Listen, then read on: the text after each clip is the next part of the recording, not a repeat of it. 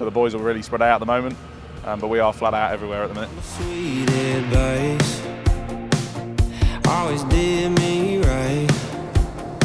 She said the simple things are the best things in life. She had a recipe. Having the Valtra Bunning setup has definitely been a big boost for recruitment. The boys all obviously like to see the shiny new kit, and nobody doesn't enjoy driving something that's brand new, especially when it's all black and shiny. Just add a quarter tank of gas with nowhere to be. A spoonful of sugar in your sweet tea.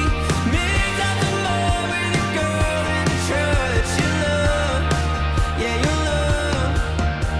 4 cups of whiskey on a double day with a splash of playing hooky hanging out on the lake. A kiss in the sand and a dog at a line. Yeah, you know that's what dreams are made of. I'm Bertie Harper. I'm the Operations and Contracts Manager for JSE Systems. I look after basically the biosolid contract and all of our own customers with muck spreading, and then liaise with Joe doing the AD work that we do as well. So in the last video, Joe talked about the Chieftain low loaders that we bought. This is one that's arrived now. We worked really closely with Chieftain to make them as we wanted them. So Finbar at Chieftain went through all the specs and we made them slightly shorter. So we went away from the dual wheels on the triaxle to single wheels on the triaxle to save us from carrying the mud out on the road between the two of the twin wheels, which has really helped and saved us a bit of weight. We have manual ramps rather than hydraulic ramps to save the weight on the back end as well, to just keep under the legal running weight. And then we added the metal plate on the back to stop the damage to the boards with the digger cut, or when we carry the diggers over on them. And also changed a few of the tie down points to make it more efficient for the lads to tie the diggers down. We've moved the brushes that we used to keep on the front of the trailers, put them on the front box of the tractors to save the weight on the trailers. I've also added a AdBlue tank into the front boxes on the tractors to carry AdBlue with us. Now everything runs on AdBlue. And then the diesel tanks are still on the back of the tractors. We've just had a completely different configuration made up as we moved away from the 3230s onto the 4220s. So the benefit of carrying the diesel on the tractors is the lads can run 2 or 3 days without having a diesel drop, and they can ferry the diesel around themselves. So they go to and from diesel tanks and ferry the diesel themselves rather than running the spreading tractors back as well. So it saves a lot of road work, and it works really well for us to carry the diesel with us. We're carrying around 650 litres of diesel on the back, and then 120 litres of AdBlue on the front. So we're getting a good 3 days out of the tractors before we need to run more diesel out. So we are really busy at the moment. We've got lads all over the place. Here we're locally at Foldingworth. We've got lads as far up as the Humber, as far down as the M25, over at Norwich and Kings Lynn, and all the way over at Northampton, Coventry. So the boys are really spread out at the moment, but we are flat out everywhere at the minute. We're out here near Foldingworth, near Sleaford, spreading for a local customer. It's his own stuff. So we got 2 spreaders here in the 14-tonner. He has his own combine. He rang us up yesterday saying that he cleared these fields, so we wanted to crack on, get straight in behind him so he can get cultivating and get the next crop in for the next cycle. So here we're spreading human biosolids, and it's got good end value, so it's a lot cheaper than buying artificial fertilisers, and we can stick it on with muck spreaders at this time of year rather than sticking it straight onto the crop. So it's got lots of nutrients in it and a good end value, so the farmers really, really like it. Though we find the biosolids is really good for the spreaders. It is quite abrasive just with what's in it, but it's a lot smoother product to spread than your normal FYM like cattle muck.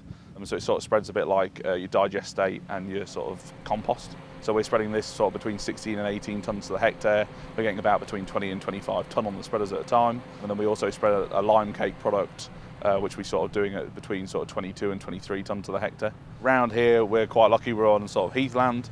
So we get quite sandy land and some sort of sandy clay, sort of limestone land up here.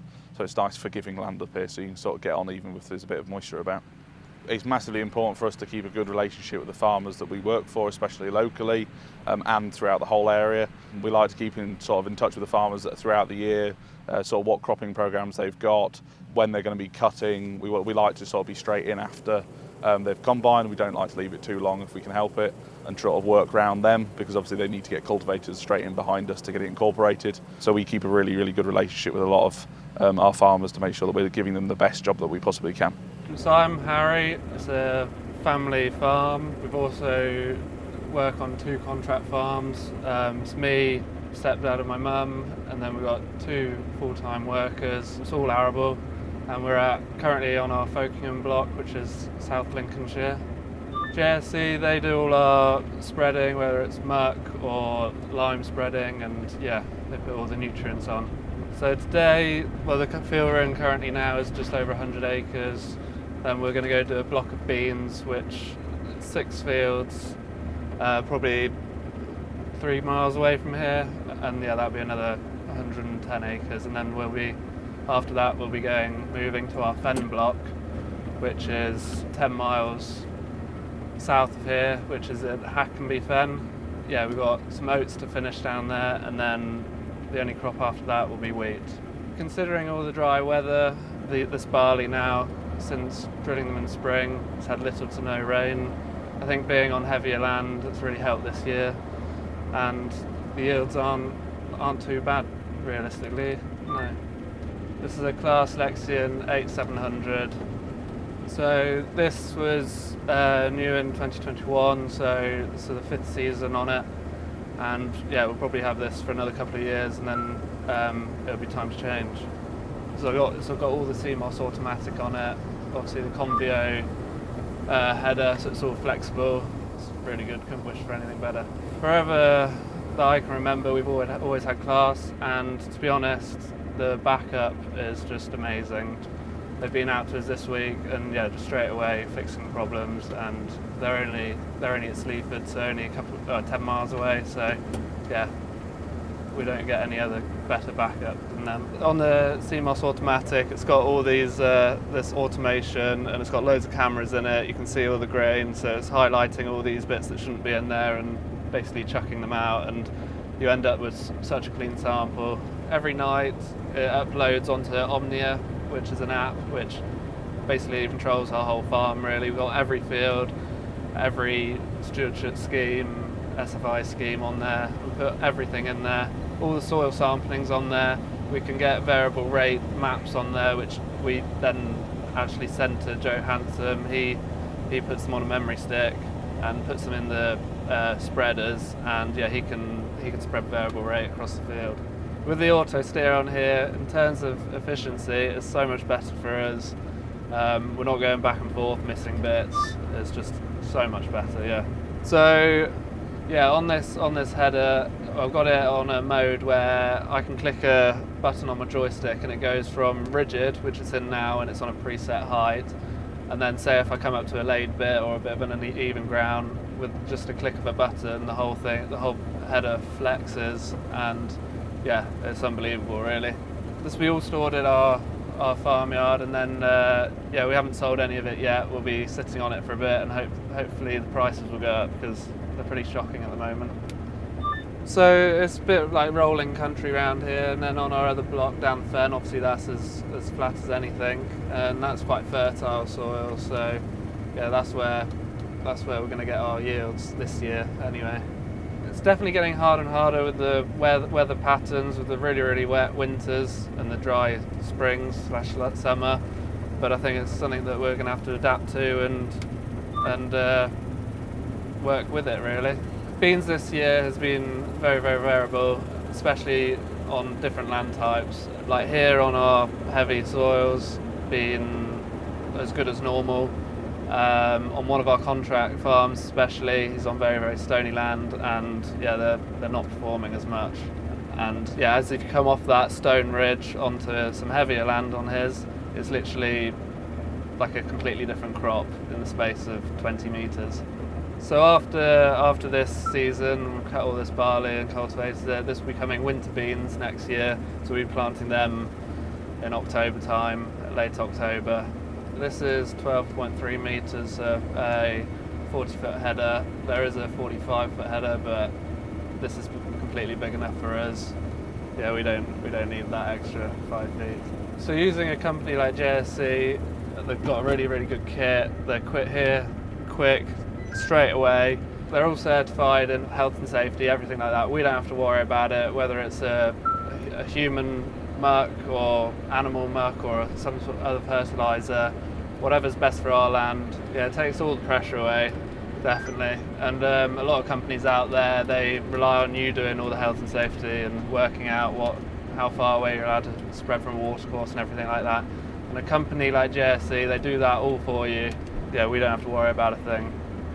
We're busy as it is, and they do the job, come in and do it, and they're gone, and without us really knowing, really. So a lot of the farmers around here do sort of 3-crop rotation. There's a lot of AD and stuff coming up around in the area, so a lot of people are putting maize into their rotation as well now.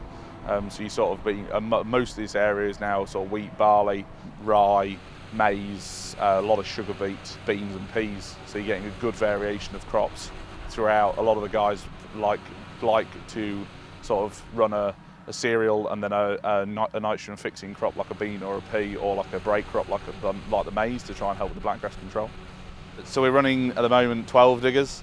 So we have 6 of our own JS 130s that we've had since 2019, and then we hire another 6 of these 14 tonners from TruePlant.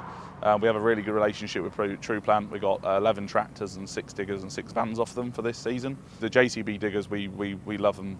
The speed on the slow and the just reliability of them has been really great for us, and the backup. You can get sort of the backup across the whole of our area, getting sort of any issues sorted that we need to has been great. Obviously with the 11 new Bunnings, we have bought 11 new Valtras. So they're the new Series S series, they're 376s, so they're 370 horsepower. They boost up to about 405. We've had a Valtra in the past, the lads always enjoyed driving that, and we tested out quite a few different tractors ahead of sort of buying the Valtras, but the lads really liked the Valtras, and so did we. We could bought them from Chandler's, which is a local dealer to us. We get a really great relationship with them. The lads find them really comfy. You can't beat the black on black.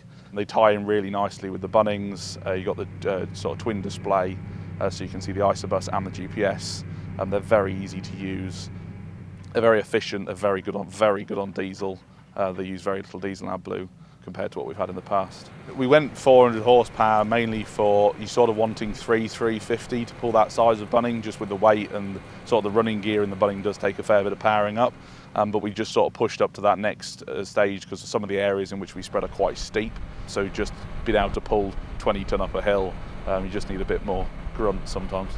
Some of the boys were a bit apprehensive to start with. Obviously, a lot of them have driven fast tracks in the past, and they were sort of really keen on that again. But we went down the Valtra route. A lot of the boys that demoed them really like them, and all the boys that have been on them since we've got them have certainly grown on them. A couple of lads said that they weren't too keen on them on the first day, but now they wouldn't want to get out of it. So I'm Alistair. I'm helping Nick Johnson out with the business for the summer. I'm actually just about to go into another role as a farm manager at the end of the summer, so I've come to give him a hand. I actually rent a house off Nick, so I've known him for quite some years, and also as an ex-customer of JSE. So we're on a Valtra. It's a 376 with a booster 400, so it's 400 horsepower essentially. It's a fair beast, to be fair. Valtra have certainly come a long way in the last few years.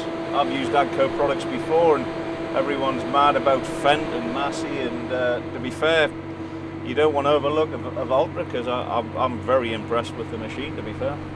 I think they've chosen well. I mean, some of these young lads to be given a tractor of this size, brand new, I mean, that's a fair challenge, and actually to be fair on Nick and Joe and Bertie there, I think there's a lot of trust in these young lads to give them a machine like that. I know when I was fresh out of college, there's not a chance in hell that you'd be allowed onto the biggest tractor going around, you know. You'd have been stuck on an old 956 or something like that, and you learn your craft. I think usability is very good. You've got good visibility sitting on top. Said the cab's very comfortable. You've got all the mod cons. You've got a fridge behind us. You've got DAB radio. You can have an extra sunroof if you want. You can slide this back, but a little bit extra light in. But that'd be fair. Yeah, come a long way. So no, I think they've chosen well. Once you get used to it, you just got to remember just to get your settings right, and you're away. Easy. Press and go. So on the Bunning Lowland HD 230, so what are you, 23 cube of product you can get in. I mean, it's weighing fairly heavy, this bio-solid anyway, so yeah, we're putting about 20-21 ton in. It's working about right, so one run down the field we should be there or thereabouts. So, but basically, you know, if you can see on the screen here, you've got obviously your main weight. We're on spreading. We're running at 70% on the bed chain at 8.5k. Target rate of 17 ton a hectare. So yeah, that's achieving that at 24 meter spread. So not a problem. Down here, you've got your RPM of 660, running on 540 Ego on the PTO, and your rear beaters are running at 295, 300 RPM. The other box in the bottom here is just what we've done so far this afternoon. So I've done 17 hectares, total of 270 ton. Will on the other machine there, in the next door field, he's probably done roughly the same. So he's had a little bit of a shorter lead. He's probably got an extra load or two more than I have. I've had to do some further away fields, so it's yeah. It all depends on how far the heap is from where your target is and where you're going to.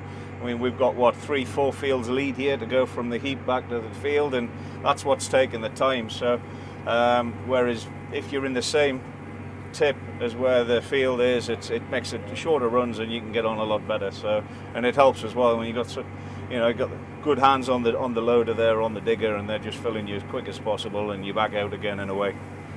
You're nearly best part of 24 tons of product plus the spreader plus the tractor, and you're trying to get on. So it's going to take a bit of pulling. So the main difference, I would say, obviously the newer ones are the next size up, bigger capacity.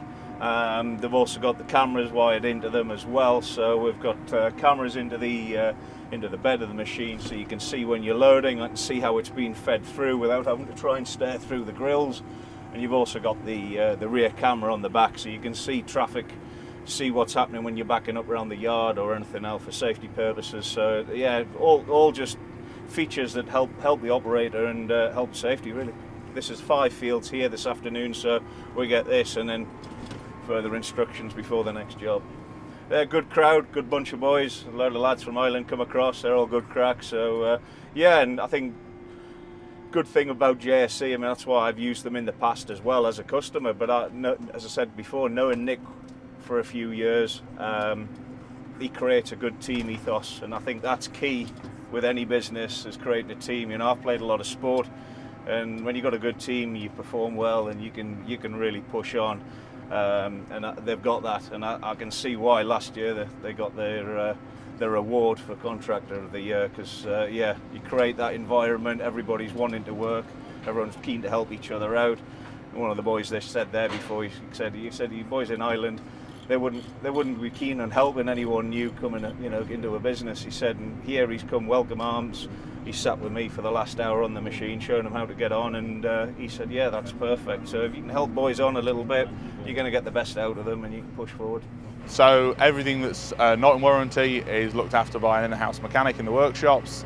Out of season, the full-time lads, they'll get stuck into doing any maintenance and repairs. So anything that's obviously not hired or in warranty, we'll overhaul ourselves. So the Bunnings will make sure that everything's, any wearing metal that's on its way is done. They're cleaned down, serviced up. All the low loaders are checked over. All of the tractors are serviced and sort of ready to go for the next season. We do a fair bit of spring work as well. So obviously we've got to get the stuff through the workshop as soon as the season finishes, so that we've got the gear ready again to go out in the spring. With any new kit that we have coming in, sort of buying, we look at every different angle we can. Everybody has an input, whether it's drivers, management, outside farming, even farmers' input from customers that we're doing spreading for. We like to look at any sort of variation, certainly have a good discussion or an argument over what would the sort of likes and dislikes about any machine. And we really like to spec stuff specifically for the job we're doing, and we always like making sort of changes to be different from anyone else. So we're sort of end of July now, so we're really starting to kick off now. We're really starting to sort of build up. We're going to be flat out with all the spreaders now for the next couple of months. So we're bringing in extra staff and extra support just to sort of get us through this next few months of sort of real busy. So we've got extra lads coming in now. They're getting trained up by the lads that have been on the spreaders for a couple of weeks, and then they'll go out on their own crews to sort of get us more output over the job. A lot of our sort of previous staff bring in lads with them, so we've got quite a good sort of number of repeat staff. Probably half the guys that we have come year on year, and they sort of bring their friends, their brothers, cousins, whoever with them. So that's really great, because obviously I can trust them, that they're the lads I trust already, that they'll bring good lads with them. Fresh lads, they come with any danger of, you don't know them, they're strangers, and you're sending them out on £500,000 worth of kit. But we have to put faith in them, and we train them the best we can, and we trust them to go and do the job that we ask them to do. It's just keeping an eye on them, keeping out there, going and seeing them, making sure they're okay, supporting them, making sure they've got everything they need, the training they need. If they're not happy with something that they ask, we give them extra training. I'm more than happy to go and sit out on kit for a whole day with a lad if he's a bit unsure to start with. Make sure that he's 100% confident. The key question I always ask them is whether they're happy before I leave them. I don't ever just leave them sort of, there's the kit, off you go, like, you'll be fine. I'll make sure we spend the time with them and do the training with them, and they're 100% happy before they actually go out and do the job on their own. Mama, sweet advice always did me right. She said the simple things are the best things in life. She had a recipe that she gave to me. She said, boy, if you do what I say,